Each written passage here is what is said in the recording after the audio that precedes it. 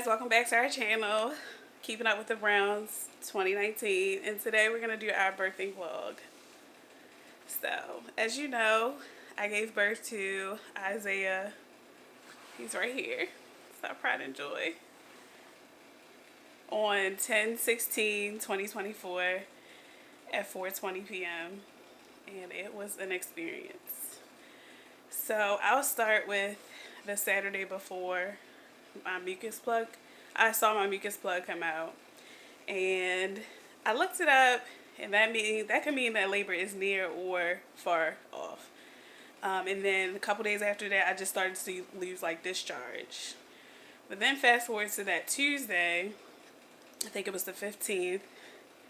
I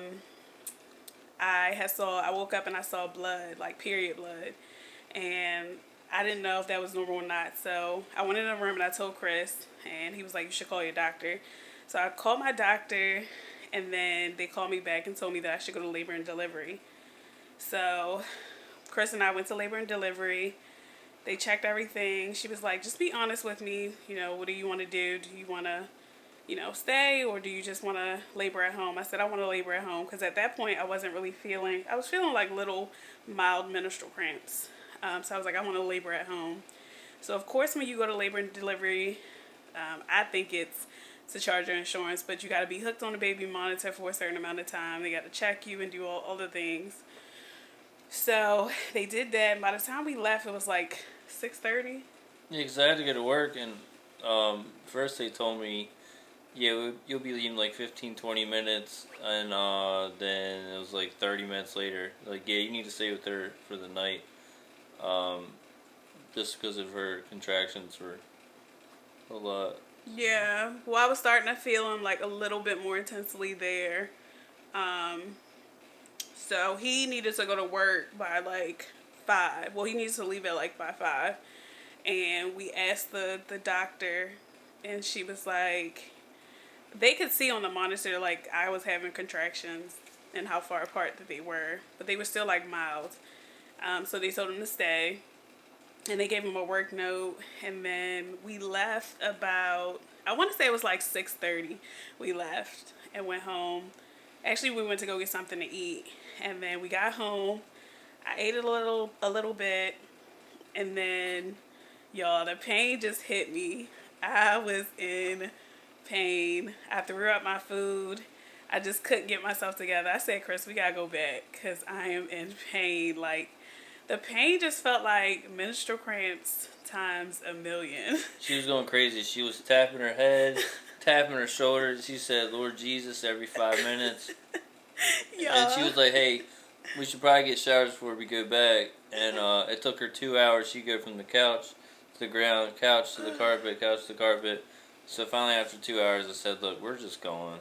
I said, "Just pack your stuff." Well, we had to pack in the car. I said, "Just get in the car, we're going." So yeah, went to the hospital, and she's like, "I need the epidural." So we got there I think it was like 11:30. So we got to the hospital.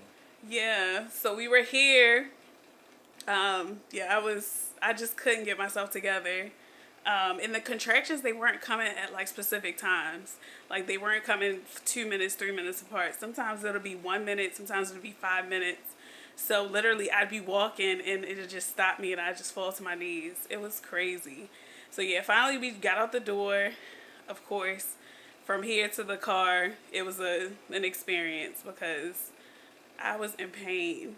Yeah, we moved. We're on 3rd level now. Yeah, so I had to go down the steps, and it was just painful. Finally got to the car, then get into the hospital. I'm struggling. He drops me off at the door, and then I go and get checked in, and the lady calls me back, and she gives, go over everything, do the whole check-in process. And I said, "I need the epidural now." And on my birthing plan, I was like, no epidural, no Pitocin. Like, I was like, I need the epidural right now. And she was like, "All right, well, we need to check you and make sure that you're 3 centimeters. Because when I went to the labor and delivery earlier, I was only 1 centimeter. So she checked me. Well, they hooked me up to the baby monitor. And it was interesting because they couldn't find, like, they found his heartbeat, but he was like really low. So they had to keep, I had to be on my side for the entire time just because the way that they put the baby monitor. Um, so yeah, they checked me and I was 3 centimeters, and they got me a room prepared. And then Chris came back, and y'all, I did not want, and this whole time I've been saying, I do not want that needle in my back. I don't want the needle in my back. I want to go unmedicated.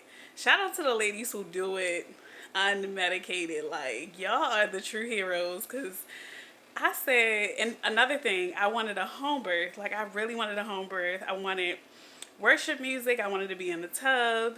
I wanted to just labor at home and, low lighting. I just see that as so beautiful. But I will never have a home birth because I need the epidural.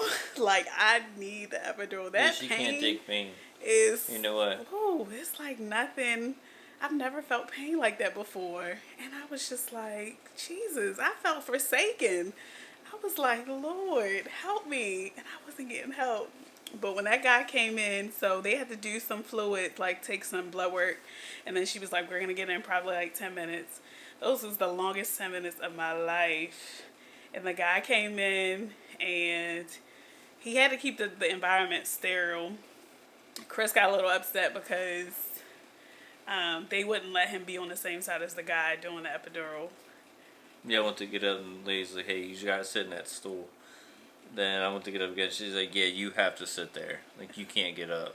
So yeah, I didn't like another grown woman tell me. She was telling me what to do. I was like, no. But I just wanted to see what they were doing, because she was so hesitant about epidural. So yeah. But on the birthing laws that I had looked at, I guess I failed to mention this to Chris. They usually tell the family members to step out of the room when they're giving the epidural, I guess. Because, like, a lot of dads, well, she was saying that a lot of dads, they, like, pass out when they see the needle. And then I was so scared about the needle in my back, y'all. I didn't feel no needle going in my back, like, at all. I just felt a relief when I got the epidural. I was so grateful. I just want to hug the person who invented the epidural because, whew, well, yeah, they numbed it. So they numbed around it, then they gave you the epidural. It was great. I'm so thankful. And I don't know, I just felt like I was floating. I couldn't feel my legs. And the epidural just feels like, you know how you on the toilet and your legs go to sleep because you've been on the toilet for so long. You're on your phone, you're scrolling, and you've been on there. It just feels like your whole lower body is just like sleep, like pins and needles. So yeah, I'm so grateful. So I get back on my side, lay on my side. They help me on my side because I start to feel the relief instantly, and I start to feel the numbness instantly. Then, she told me to get some rest because they could see that I was contracting. And their whole thing was they thought things were just going to go so quickly. Yeah, because she got the epidural, like 12 something, 1 o'clock. And she was like, hey, it could come out fast. This could be like a 3 o'clock early morning, but I don't know. Yeah. And, yeah, that was false too. Yeah, it was false. So, yeah, they gave me the epidural, and then his heart rate started to drop. And it's crazy because I hear stories about it all the time. Like, once they give the epidural, things just go south. So I was like, oh, no. So, like, Chris I asked the doctor, I was like, could Chris go get my hospital bags, our hospital bags and stuff? And she was like, yeah, this would be a good time. So he went and got our hospital bags. And I saw, like, 3 doctors come in, some nurses, and then there was, like, a room full of 10 people. And I was like, oh, my gosh, something's going on. And she was like, yeah, his heartbeat has gone down for more than 10 minutes, and we need to get his heart rate back up. So I was like nervous because I was like, oh my gosh, this could mean C-section. And they were flipping me around, like on my side, on the other side, just trying to bring it up. Then they had me get on all fours. That wasn't working. I think I was about in 7 different positions. And then finally they put they put me on my side and put the peanut ball in between my legs, and they saw his heart rate go back up. So I was just like, oh my gosh. She was like, if this wouldn't have worked, they would have had to take me to the OR and prep me for a C-section because it's not good for the baby's heart rate to be down longer than 10 minutes. So that was scary. Chris wasn't there. He walked in and he got like the after effects of it. He was kind of upset. Yeah, he said, "Dad, you just missed a lot." I was like, "Well, what happened?" And yeah, they explained all that to me. So yeah, okay. You guys could have gave me like a phone call or text or something. Yeah. Yeah. So anyways, yeah, it was interesting. So that definitely aided to my anxiety that I already had with going against what we're not gonna do. So yeah, it's great. Yeah.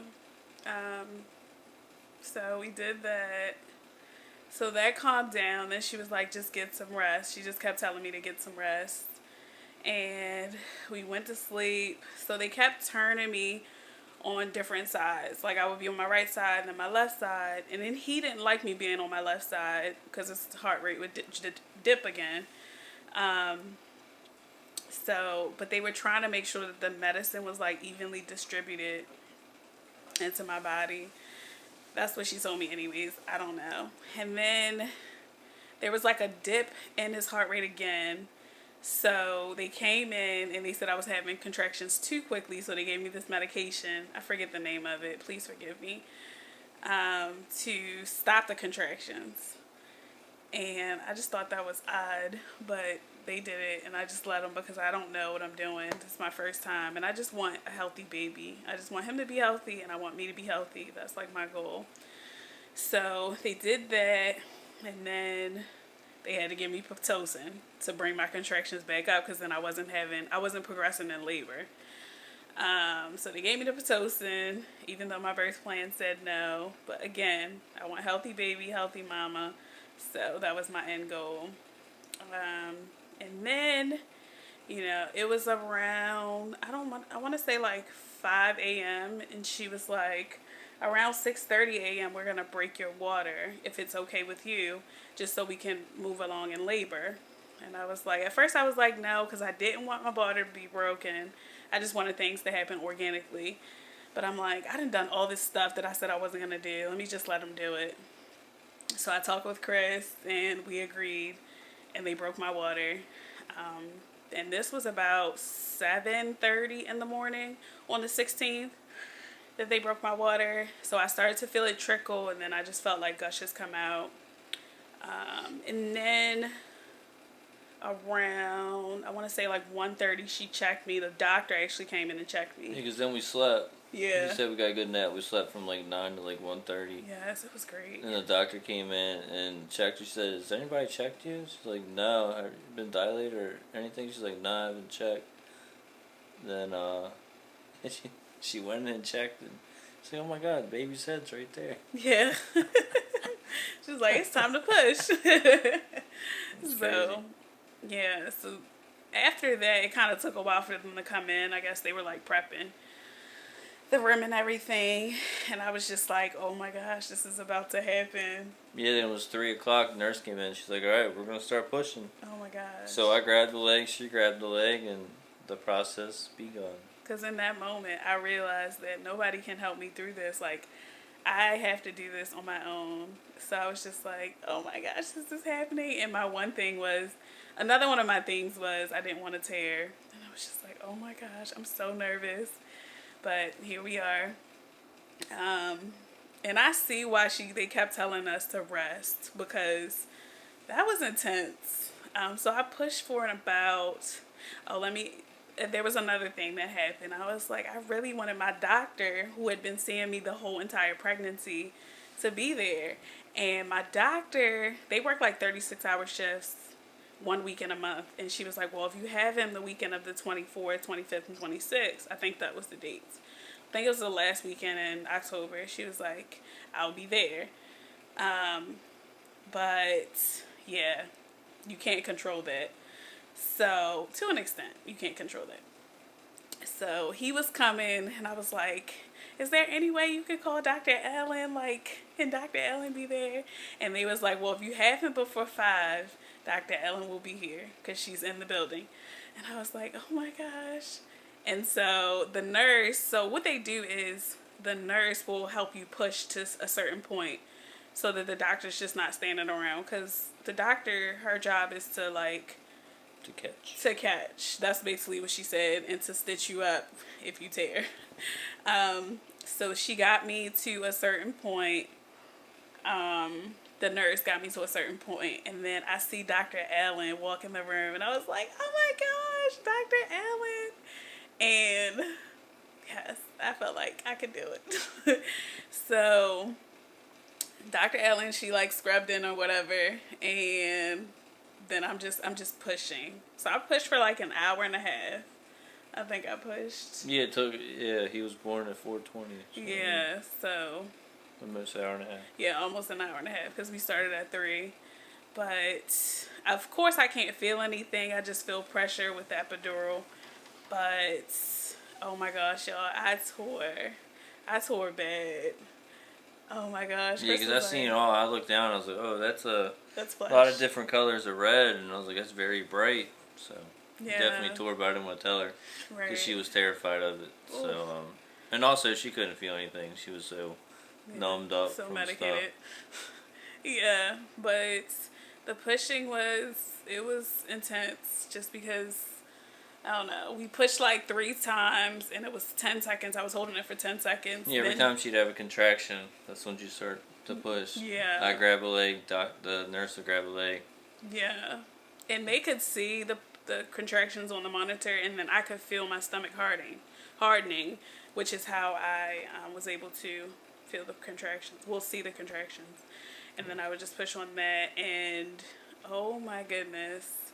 They was like, on my birthing plan I wanted a mirror because I thought I wanted a mirror. And they was like, we really need, and I was like, I don't want to see that. I don't want to see that. I'm scared because I was like, I just said I didn't want to see it. But my doctor, she was like adamant about it. She was like, I need you to see what you're doing so that you can push properly and so we can get him out.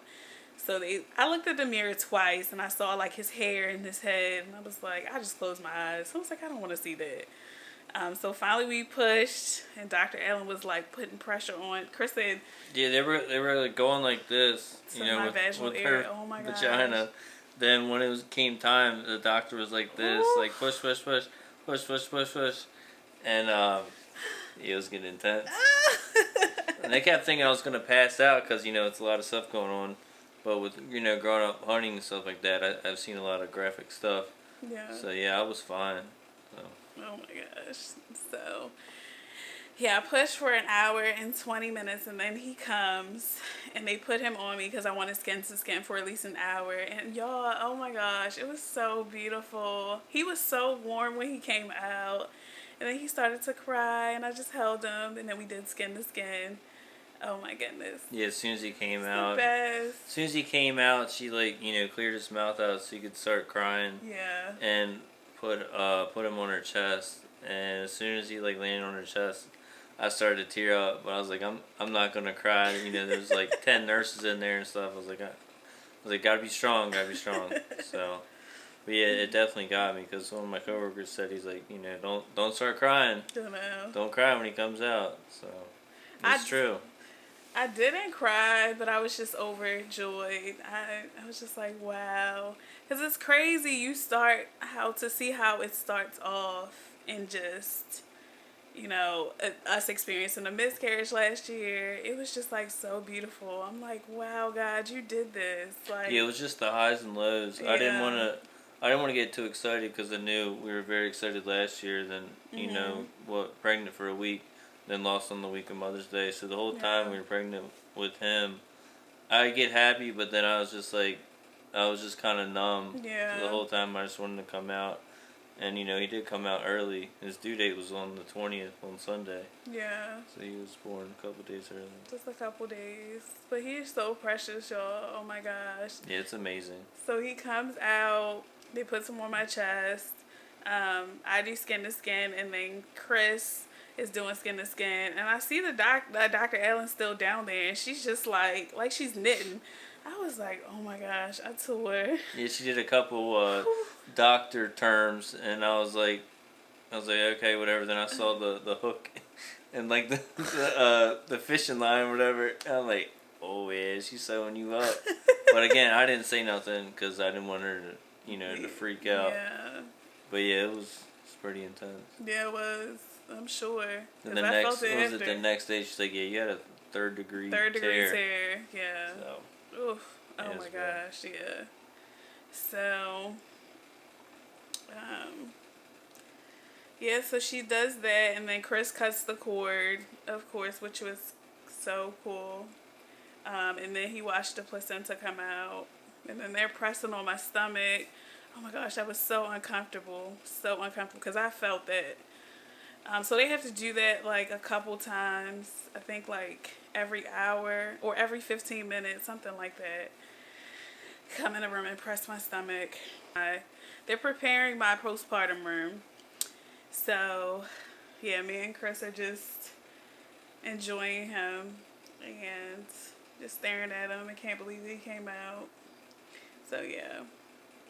After that, I think around 7:30 is when my postpartum room was ready. And so the epidural started to wear off, so I could have like a little bit of feeling in my legs. So a lady helped me onto the wheelchair, and then they rolled us down to the postpartum room. And then at that point is when they told me I had to pee by 10:20, or else they would put like the catheter back in. And I was just so scared to poop, and I was scared to pee. Like, that was my things. So finally at 10 o'clock, I called the lady and I was like, I have to go to the bathroom. So goes to the bathroom. It wasn't that bad. And then she shows me like how to get everything together. So I had my diaper, like this huge pad, the tucks, which were like the hydrogen peroxide wipes, cooling wipes. And then I had an ice pack, which was well needed because I was sore just from the tearing and just what I just gave birth.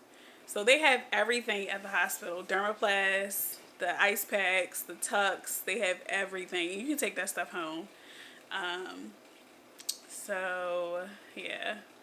She helped me with that, and she said that I had to let her know, like, the first 3 times that I did it, I would just have to leave it to the side so she can look at it. They just want to make sure I'm not bleeding out too much. And that was just one of the things that got to me because, I don't know, from not seeing blood for the last 9 months and then seeing blood, it was like, it's back. But he was worth it. I'm just so glad he's here. He is such a joy. It's been a challenge, the adjustment. Lack of sleep? Yes. But we definitely will talk about that in another video of our like our first week with a newborn. But he is so precious. We love him. We're just happy he's here. So yeah. Yeah, we are. We're so happy he's here. And he's finally sleeping right now. He usually sleeps about maybe an hour and a half, 2 hours tops. A little fussy today. But we're enjoying this right now. Yeah. He likes fresh diapers. Then he goes poopies. Then another fresh diaper. But he only likes to poop when it's a fresh one. So, yeah. And we just washed his hair. Yeah, because he's a week old today. And we're combing it. Saw the curls pop. Yeah, because he came out, his hair was straight. But yeah, finally washed his hair. Curly like his mama. Yeah, curled right up. So. Yes. So we'd like to thank you for watching this video, for tuning into our channel, Yes. Keeping Up with the Browns 2019. Please comment, like, and subscribe. And we'll see you in the next video. Bye.